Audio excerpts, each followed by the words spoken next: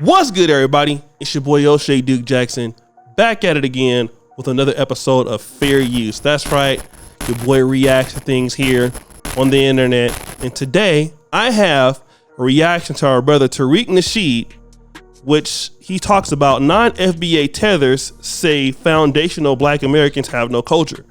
Now, this emanates from an issue that is on Twitter between Somalians and Ethiopians and African Americans, or FBA or ADOs. And Tariq Nasheed has a room over on Twitter, and then they have a room, the Ethiopians and Somalians. And so they actually came together, and Tariq Nasheed had what was like a roast session. And again, I think that we could all learn from this about productive conversations in the Black world. There are some funny moments between both camps, you know, with some insults and stuff. But it starts off with this lady by the name of Benny. I believe she's an Ethiopian, and she was saying some negative things about Black Americans. But let's kind of get into the video and see how we can react. All right, Benny. Oh, I know who this Benny person is. That's that why Benny don't you person. let the other guy speak? He was speaking smart. You put him down. Okay. All right, let me stop the show at the 10-second mark. You see the Sally Struthers in the background, like the feed the children thing. It's kind of like mocking them as they're being poor. Okay, let's go. Let's continue. Benny, you're not gonna do this. Benny, No. Let him speak. This is an Ethiopian who's anti-Black. This woman, y'all been trying to clout chase.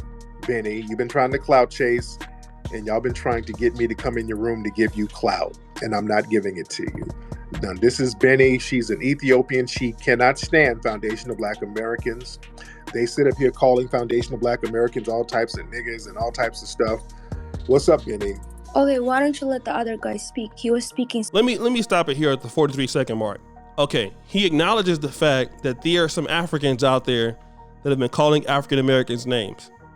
Okay, now you guys know I'm a very proud African American, ADOS. I've spoken very highly of the people that are in our community, and I have addressed the issues that we've had with immigrants in the past. But let me just say this, as being 40 years old. If there are people out there who don't like Black Americans, like, why are we talking to them? That would be the same thing about like people like African Americans talking down on Africans. Like, if you don't like them, then okay, fine. Nobody's asking you to do it, but to come together to talk about them or one another. And I don't know who started it between Tariq and the other people, but it's not a progressive conversation. I mean, Tariq Nasheed just did a wonderful job. He raised like almost $2 million for the Hidden Colors Museum, or the Hidden Histories Museum. There are other things that both parties can be talking about outside of coming together to talk about this. He's a guy with a huge following, with a lot of reach. I mean, it is interesting what we're going to hear, but I do think like it's a waste of time for somebody with his magnitude and audience to even talk about them. Obviously, if they have those issues, then that's on them. But there are plenty of people, and Tariq Nasheed knows this also, in the Black diaspora that do support what he does, that understands that, hey, they want to be on code, and you're going to have people who don't like us. So if they don't like us, why then are we even coming together to go to their room and talk about whatever else? It doesn't make any sense. Speaking smart. He answered all the question. Why don't you let him speak? This is my job. No. Why don't you? Benny, sit down and have a falafel and relax. This is my house, Benny. I do as I please in my house here. Well, how does it feel to be transgender? Benny, Does it feel good? I know you're a transgender. How does... Benny, transgender. Stop it. I've been roasting you guys for a week and your butt hurt. Benny, when I said y'all smell like cheetah pee, that really broke your spirit. Okay. The cheetah pee comment. I mean, it's fine. Like, that's. I mean, cheetahs are in Africa. I don't know if cheetahs are in Ethiopia, but they smell like cheetah pee. I mean, you listen to it, it's like, okay, that is funny. Tariq Nasheed is the best roaster alive. But it's like, why would you roast him for a week? You're like, I mean, Tariq is better than this. Like, honestly, he really is. I wouldn't even waste my time, but the cheetah pee, that was, I mean, it was a roast. Didn't it? Did that really? Y'all been mad about?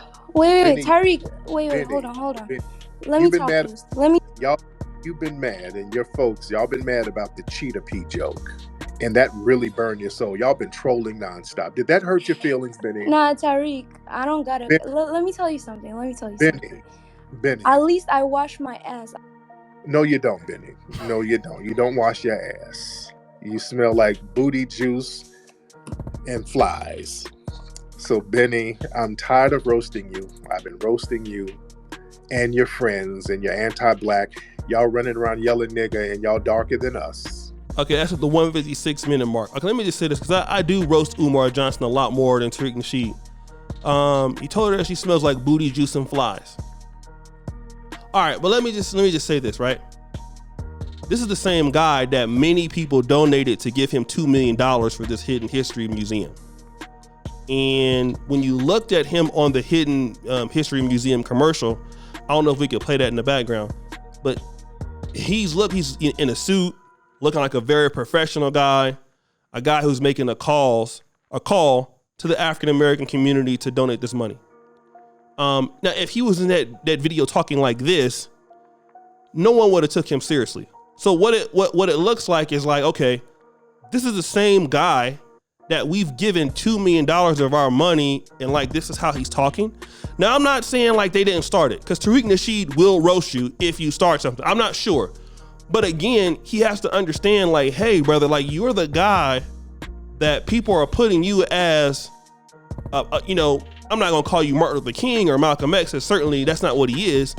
But hey, you're supposed to be a guy that's supposed to make a difference in our community, and you're having roast sessions calling people, like you smell like, flies and cheetah pee and things like that. Again, you would never find something like this happening from other communities, like, let's say the rabbis in the Jewish community that are ordained to do something for the community with the project. They're not going to be doing stuff like this. And again, I'm a person that likes Tariq Nasheed much more so than Umar Johnson. And Umar Johnson, if he were to do this, I would say the same thing. And I do like a lot of things that Umar Johnson does. But for somebody with his pull and for somebody with his weight, you would think that he wouldn't engage in something like this. But even though he's a great roaster and all that, but it's uncalled for. You know what I mean? Let me kind of continue this. Y'all been blacker than us yelling niggas. You got the monkey nose. You know that, right? Man, we're two monkeys. I got the monkey nose and you got camel fur, ma'am. Okay? So we're twins. We're two monkeys. Your jokes don't even make sense. How does the fur come in? What the The fur comes what in. Kind of the fur comes in from your camel. What kind of jokes do you make? Can you tell me? The fur comes in from your camel, ma'am. Benny, you fled from Ethiopia to come here, and you're very disrespectful, Benny. Why are you so disrespectful to foundational Black Americans, ma'am? Okay, so at the 2-minute 33-second mark, we're kind of getting into the gist of really what this is about. Outside of all of the jokes. All right. Why are you in America, Benny? Okay, because your people who were living in Ethiopia or in Somalia, they were not doing anything for themselves over there. But you're here talking about foundational Black Americans, and you're here talking about Black women and things like that. Why are you here and not in your own home country doing what you're supposed to be doing? And by the way, I know that shout out to Ethiopia. I have personal friends from there. I know they're going through a conflict right now in the Tigray region. I don't know how resolved it was, but I know it was coming towards Addis Ababa. So Ethiopia's had some problems, and so has the Horn of Africa, Eritrea, and Somalia. So we all know that Somaliland, and we all know that people came from those areas to America, but that's what he's really getting at. Why are you here and not in your own home country? First of all, I don't give a shit about whatever bullshit. Watch your little potty mouth, man. Watch your little potty mouth. You got a stinky mouth. Your mouth is stinky just like your underarms. So let's try it again. Why do you have so much disdain for foundational Black Americans, man? I don't give a shit about whatever bullshit you guys have. ADOS didn't work out for you guys, so you turn your name to Okay. Okay, but to be fair to him, he's asking her, why do you have so much hatred for African Americans? It's a valid question. I know that he's killing her on the roast and all that other stuff, right? But that's what he wants to know. Why are you having this problem with Black Americans? And she's saying, well, I don't care about this. ADOS didn't work out for you. I think like with the Yvette Carnell thing and all that. Now, when Yvette Carnell was talking about ADOS, it was a little bit more, I won't say it's progressive, but the name calling towards immigrants, I didn't hear it as much from, I would say, maybe the FBA camp. But basically what she's saying is that, well, ADOS didn't work out, so you came with FBA. But that's not the point. The question is, what is your problem with Black Americans? And that's something that we need to kind of, if there's an issue for people that want to talk about these things, let's make it that instead of, let's come together and just have a roast show. Ma'am, watch your potty mouth. Your mouth is filthy, just like your homeland, ma'am. Okay, so at 310, your mouth is filthy, just like your homeland. All right, here's where it gets personal and out of hand. Again, let me just say this. I used to be the kind of guy that will say, listen, if you talk down on Black Americans, well, what about where you come from? What about Nigeria? What about how they're living in Uganda? What about whatever? I used to be that guy that come up with that kind of response. And even if that may be an accurate assessment, it's not worth my time. Because then when you start saying like your homeland is filthy, then what happens is that you start to create enemies. And again, most of us in the diaspora, our ancestors and lineage that came to America come from those same homelands that were considered, filthy. So again, we have to have a certain level of decorum because people love their countries and stuff like that. We don't want to make enemies in saying things like that. Again, like I understand she's been saying different things and stuff like that, but then like you're just saying like everybody in Ethiopia is filthy. Everybody in Somalia is filthy. Everybody in Eritrea is filthy. And we you just can't say stuff like that, right? It creates enemies in the world where Blacks need each other more or less than not right now. Let's go. That's why you fled. Please don't bring your filth over here, ma'am. You're very disrespectful after everything foundational Black Americans have done for you. All right, let's try it again. Ma'am, do you have anything to say? I don't know. I have a question, Tariq. Ma'am. Respectfully answer my question. Okay, I will. Go ahead, ma'am. Go ahead. Can you explain your language? We have a country, we have a language, Right. we have clothing, the foods we eat. Do you have those? Can you name it? What food do you eat? Hyena meat and injera. No, that's not even our culture. See, you're mixing up a culture. Okay, he says, what food do you eat at 3 minutes and 45 seconds? Hyena meat and injera. Now, but before that, he was saying that you've been disrespectful to Black Americans. And let me just say this. It would be nice if groups from, foreign Blacks said something nice, like, thank you for what you've done for us. Okay, we understand that. But I hear this from Africans all the time. We have a culture. We have this. You Black Americans don't have that. Okay, so if you have those things, and again, I'm looking at it from the FBA side now, then that would have made, if Africans say we have culture and African Americans don't have culture, if that's your position, then that superiority in culture would show in respective homelands and stuff like that, right? The reality is this: for those who believe that they have culture, and those for you say that don't have culture, both of you have been out-cultured by white supremacy. So now we're talking about, who's the battle of the worst. That's what these discussions end up as. Okay, we have culture because we can speak certain things that you cannot. We know our history, and then your history was stolen. But how has that helped you become better as a group because of the culture? If you're still being dominated by somebody else whose culture dictates to you what to say. Like, she's Ethiopian. She's in America. She speaks probably her language, but you're speaking English.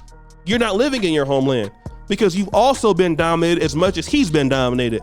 But what you're trying to do is, because both of you are at the bottom as a group, you're trying to compete for who is the best of the worst. And again, that's why these conversations don't need to happen if they're going to be pejorative, because really it makes both people look bad. Like, we look stupid for, getting involved in this, and so do they, because there's nothing that comes out of this that is coherent. All right. Culture. Food, that's how I know Black What's your Americans are food, dear? uneducated. You guys don't even know What's Africans' your food? culture. What's your food? I don't need to tell you, Tell me your Njara. food. You want me to speak my language? What? Amarinha. I speak Amarinha. You Okay. can't even. You had to make up a new language for you Ma'am. to speak. No, I You did not. had to. No, I did, ma'am. I was speaking Tutnese, Papiakute, Lulavuve, or Retasase. That is the foundational Black American Tut language. And I didn't So foundational Black Americans have a language called Tutnese. Okay. flee from my homeland, ma'am. You fled from yours. How do you say flee in your language, ma'am? I don't need to tell you. And the second And what's thing, your food? You said I food. was never, What's food? I was Ma'am. never slave to come here, unlike you. Ma'am, your people are enslaved over there in Libya and Dubai right now, ma'am. Your people are enslaved. Mhm. They're being sold into slavery right now by Arabs. Ma'am, your people are being sold by Arabs. By Arabs. Where are Yeah, you getting by Arabs. Arabs? How you get They're in Arabs in? Libya. Wait, Yeah, wait, ma'am, hold up on, there hold in on, Libya. hold on. They're taking your folks up there, Wait, ma'am. wait. Calm down. Your folks are being enslaved now, ma'am. Okay, 4 minutes and 48 seconds. Your people are being enslaved right now. And again, like she's saying, well, you Black Americans were enslaved and brought to America. My people were not enslaved. Well, let's just say this, because Ethiopia, which is, one of the most glorified countries, if not the most glorified in Africa, it's the oldest country. It's never was colonized, quote unquote. But, I come across Ethiopians all the time that live in Ethiopia, live in Poland, that are looking for a new life. I know there's some people who said they would never go back to Ethiopia. And so you have many of them living in all parts of the country in the United States, Seattle, the DC area, the Bay Area, Berkeley, they're deep. And many people were going to have those same sentiments. There's a lot of Ethiopians here in Kampala, Uganda. It's a lot of them. So you have their diaspora spread out. And why are they spread out? Because of their country not being able to do the things, because the powers that be, whether it's outside or external, are European colonization forces that are still active, or mismanagement of funds. I would argue many of them are probably in even a worse circumstance than many Black Americans, because the resources are not there. So although she's right in saying, well, you know what, we were never slaves like you, but he makes the point that, hey, your people are in Saudi Arabia. We know about the Ethiopian Jews in Israel, how they were treated for a certain period of time. So we know about a lot of people in Saudi Arabia and Dubai. They're second-class citizens. They come to Poland, they come to Europe, they become second-class citizens. So to point out that at least we were not slaved, it doesn't matter, because both people have been impacted by the system. And again, it's pointless, because both of you should be trying to figure out a solution instead of roasting each other. Okay? Let me kind of go back to it now. Right now, your folks are being enslaved. Now tell us about this food. Tell us about this food. No, Tariq. First, get your history. First, shut your little mouth, ma'am, and tell me about all of this food. Because if you have so much food, why are y'all over there with your stomach sticking out? If you got so much food. Why is America full of diabetes? Why do you guys have diabetes? Why do you have flyabetes? Flies with your stomach sticking out. Grown men running around hungry with their stomachs out. Where's all of this food? Tell me about the food, man. Well, all right, 5 minutes and 26 seconds mark. So it's an interesting joke. Flyabetes, because there's so many Africans with their stomachs sticking out. And again, let me just say this real quick. For Africans that see things, so not all Africans are the same. Some people are really cool in America. Some people are not. When you start to say, well, why are your people with their stomach sticking out with flyabetes? It turns people off in the diaspora who would have been wanting to work with you or support you. And it makes those people who are in the middle maybe hate you because of what you said to a person like her, who, if she doesn't like Black Americans, Tariq Nasheed shouldn't even be talking to her, because he's done so many different things across the world. Like even his Hidden Colors. I was in London in 2000, I believe it was like 19, when he was trying to premiere it there, and he wasn't allowed into the country.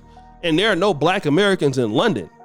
All the Blacks in London are from the Caribbean community and the African community. The same people that he's saying that have a big issue with blacks in America. Those are the same people, like, technically, right? So these are immigrants to the UK from the Africa and from the Caribbean.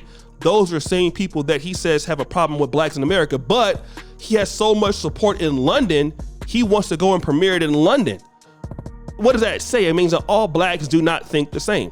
All right. He's able to premiere his stuff in London in that market. And there's no African Americans for the most part in London. Okay. So again, we got to get back to the idea that when we say things like this, it turns people off. Right. I'm gonna kind of end it at this because it gets actually worse, but you can go check it out. I mean, there are a few good jokes on both sides. But if we're going to talk in the black world, black men and black women, feminists, the manosphere, pro-blacks, Pan-Africanists versus FBA and ADOS. Conversations need to happen if they're productive. If they're not productive conversations, we don't need to talk to each other. All right? For people who are going to feel a certain way about each other, it's best to not even communicate with each other because what it sounds like is going to seem like it's childish. Okay? And again, I'm a person that I like Tariq Nasheed. I like a lot of things he does and a lot of things he says. I tend to like him more than Umar. I'm not trying to compare them both to like that, but Umar, again, I like a lot of things that he says and does, but there are certain things that, you know, if you're going to be a person that is a leader for black people, if you're doing things with black people with their money and projects, there's a certain image that you got to uphold. And it looks bad if you're interacting with people who are your detractors when they should just be ignored. Tariq Nasheed is popular enough, he should just ignore people like that and not go back and forth with them online because there's so much pull that you could be doing in the black community with black people that you don't have to worry about that. Like, I mean, he you know, like Nipsey Hussle. Nipsey Hussle was half African-American, half Eritrean, right? Like there are people from the Eritrean community that get it. Look what he was doing in black America, right? So we got to focus on the people that appreciate what we do as African Americans or vice versa as Africans and deal with them. Those people who don't like respective groups, just simply ignore them and let's continue on the day. But guys, go check out the whole thing. It's again, a lot of some of the stuff is some good jokes on both sides. You can check it out. First time at the top. And as you know, keep it real. I'm out.